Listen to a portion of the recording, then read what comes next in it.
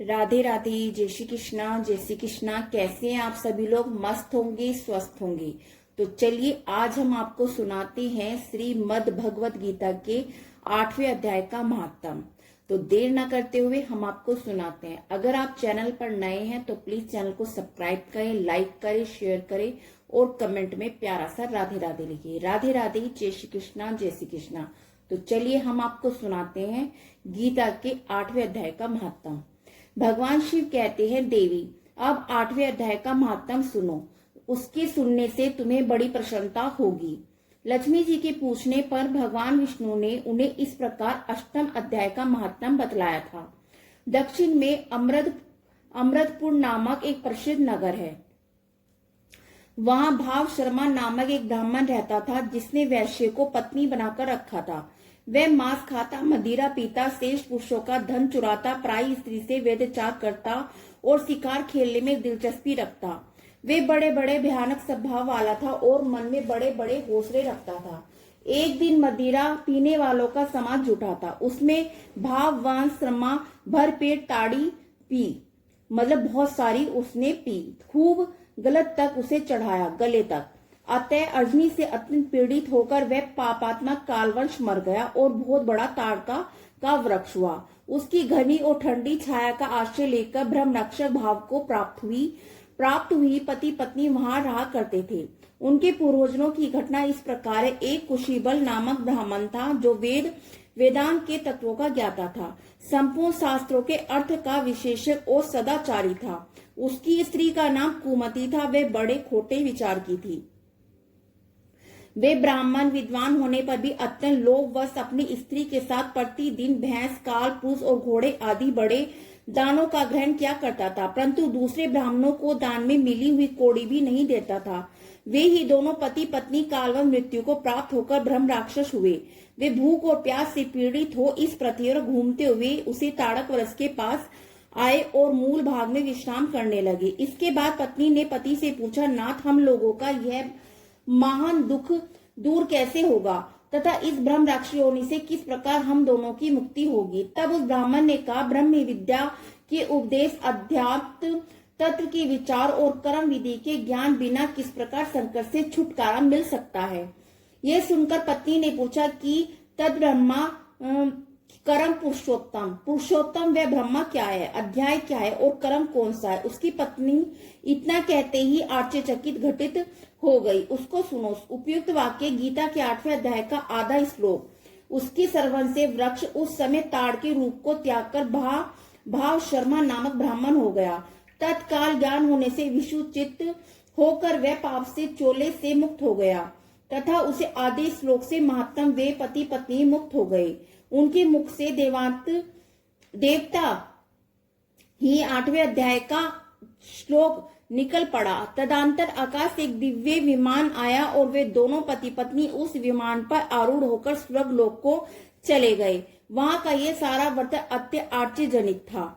उसके बाद उस बुद्धिमान ब्राह्मण भाव शर्मा ने आदर पूर्वक उस आदि श्लोक को लिखा और देव जनार्दन की आराधना करने की इच्छा से वे मुक्तिदायिनी काशीपुरी में चला गया।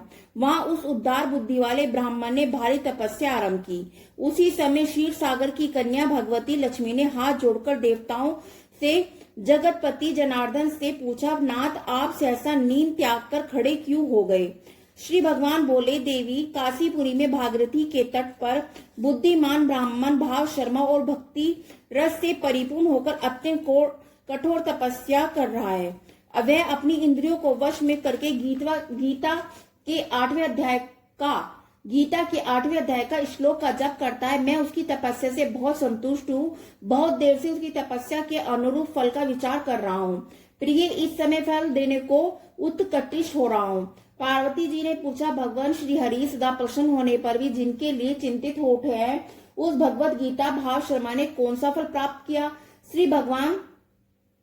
श्री महादेव जी बोले, देवी, दिल से भाव शर्मा प्रसन्न हुए। भगवान विष्णु के प्रसाद को पाकर अत्यंत सुख मोक्ष को प्राप्त हुआ तथा अन्य वंशज भी नरक यात्रा में पड़े थे, उसी के शुद्ध कर्म से भव सागर को प्राप्त हुए हैं। पार्वती, ये 8वें अध्याय का महात्म थोड़े ही तुम्हें थोड़े में ही तुम्हें बताया, इस पर सदा विचार करते रहना चाहिए। राधे राधे राधे राधे। हमने आपको पहले सुनाया 8वें अध्याय का महात्म। आज हम आपको सुनाते हैं 8वां अध्याय।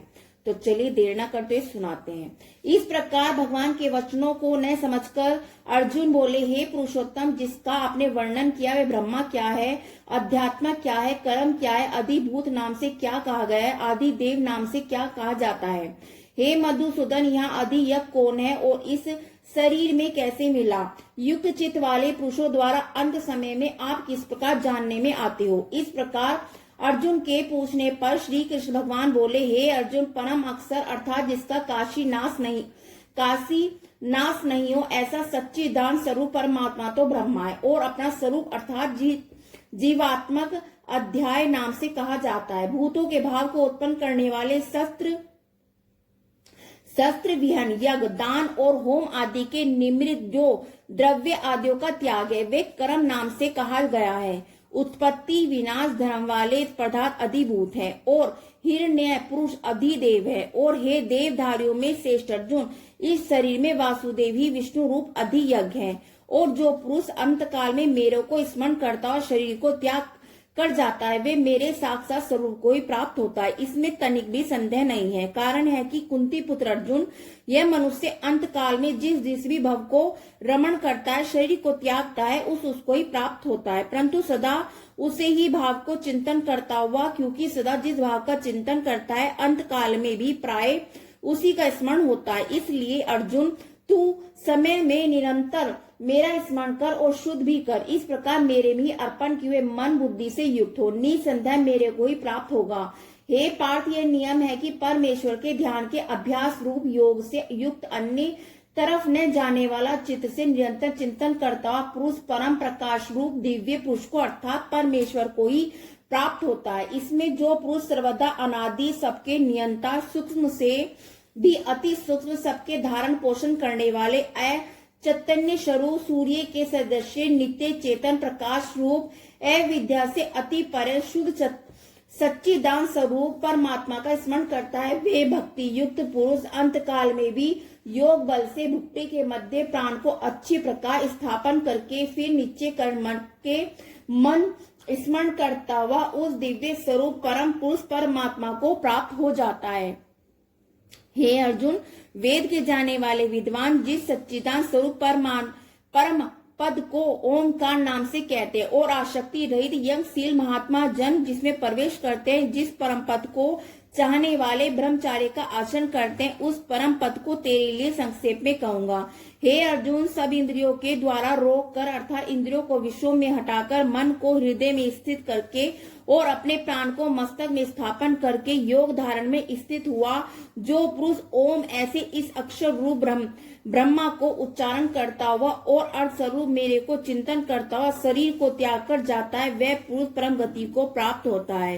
हे अर्जुन, जो पुरुष मेरे में अनिश्चित से स्थित हुआ सदा ही निरंतर मेरे को स्मरण करता है, वे निरंतर मेरे युक्त हुए योगी के लिए सुलभ है अर्थात सहज ही प्राप्त हो जाता है। वे परम सिद्धि को प्राप्त हुए महात्मा जन मेरे को ही प्राप्त होकर दुख के स्थान पर क्षण भंगुर पूर्ण जन को नहीं प्राप्त होते, क्योंकि हे अर्जुन, ब्रह्मलोक से लेकर सब लोग पूर्ण आवर्ती स्वभाव वाले अर्थात जिसको प्राप्त होकर पीछे संसार आना पड़े ऐसे, परंतु हे कुंती पुत्र, मेरे को प्राप्त होकर उनका पूर्ण जन्म नहीं होता, क्योंकि मैं कालतीत हूँ और सब ब्रह्मा आदि के लोक काल करके अवधि वाले होने से अनित्य हूँ। हे अर्जुन, ब्रह्मा का जो एक दिन है उसको 1000 चौकड़ी युग तक अवधि वाला और रात्रि को भी 1000 चौकड़ी युग तक अवधि वाला जो पुरुष तत्व से जानते हैं अर्थात काल करके अवधि वाला होने से ब्रह्मलोक को भी अनित्य जानता है, वे योगी जन काल के तत्व को जानने वाला है।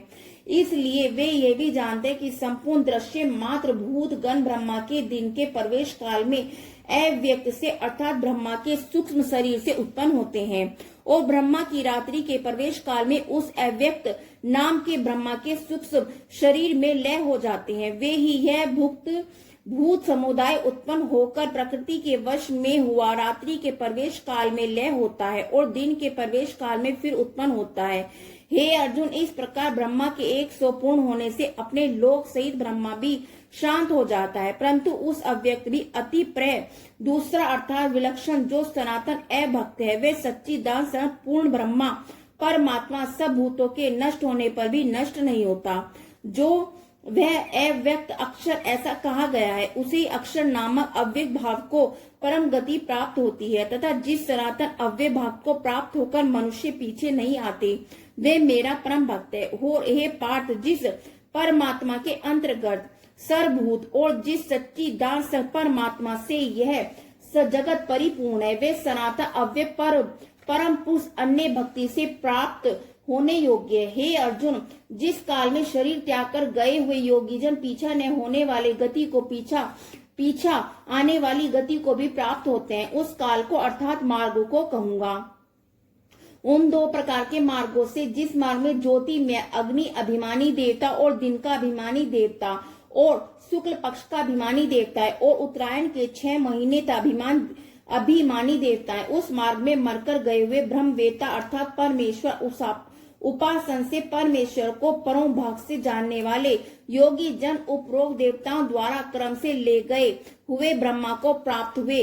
जिस मार्ग में ध्रुव मानी देवता है और रात्रि में अभिमानी देवता है और कृष्ण पक्ष का अभिमानी देवता है और दक्षिणायन के 6 महीनों का अभिमानी देवता है, उस मार्ग में मरकर गया हुआ सकाम कर्म योगी उपरोक्त देवताओं द्वारा क्रम ले गया और चंद्रमा की ज्योति को प्राप्त होकर स्वर्ग में अपने शुभ कर्मों का फल भोगकर पीछे जाता है। क्योंकि जगत के 2 प्रकार के शुक्ल और कृष्ण अर्थात देवायन और पितरायन मार्ग सनातन माने गए हैं, इनमें से एक द्वारा गया हुआ पीछे न आने वाला परम गति को प्राप्त होता है और दूसरे को गया हुआ पीछे अर्थात जन्म मृत्यु को प्राप्त होता है। हे पार्थ, इस दोनों मार्गों को तत्व से जानता हुआ कोई भी योगी मोहित नहीं होता, अर्थात फिर वे निष्काम भाव से साधन करता है, कामनाओं में नहीं फंसता। इस कारण हे अर्जुन, तू सब काल में समस्त बुद्धि रूप युक्त से अर्थात निरंतर मेरी प्राप्ति के लिए साधन करने वाला, क्योंकि योगी पुरुष इस रहस्य को तत्व से जानकर वेदों के पढ़ने, यज्ञ, तप और दान आदि के करने से जो पुण्य का फल कहा है, उसे सबको निसंदेह उल्लंघन कर जाता है और सनातन परम पद को प्राप्त होता है। राधे राधे।